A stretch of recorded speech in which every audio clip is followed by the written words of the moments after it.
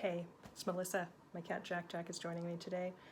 So I was at a barbecue for Memorial Day weekend over at my parents' house yesterday, and I was chatting with an older lady there that I hadn't met before, who is actually taking an improv class with my parents, which I think is super cool. And we were chatting about art and creativity. And one of the things that she does for her own personal enjoyment is adult coloring.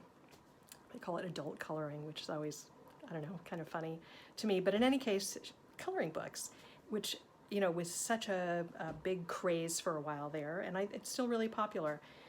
And what was really interesting to me was how she kind of a little bit denigrated what she does. You know, oh, it's not really art. I know it's not really. She just, you know, really downplayed it, and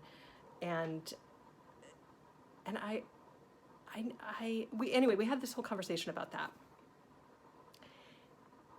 and I noticed that this is something I was sharing with her, that this is something that I've noticed that almost all creatives that I know tend to do about whatever it is that they do.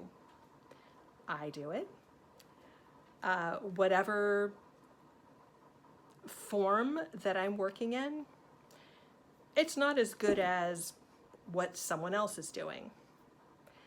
My art isn't as good as this other form of art because, and then we put some kind of, I don't know, rules or ramifications around, you know, a hierarchy around what is the best form of creativity. Coloring isn't as artistic or creative as, I don't know, you didn't make the outlines yourself, so therefore it's not real art. Or when I was a professional artist who made my living from my art, oh, it's not, you know, real art because it's not photographically realistic portraiture. And guess what? People who do photographically realistic portraiture say to themselves, it's not real art because it's not abstract. And the real artists are making abstract art. And then the abstract artists say to themselves, well, it's not real art because we all do this. It's ridiculous.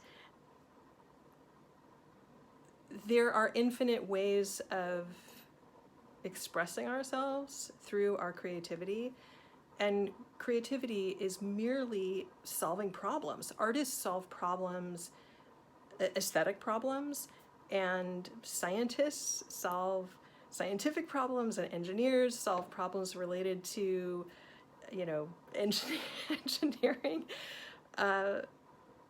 You solve problems every day related to, you know, how you're going to make dinner with what food is in the refrigerator.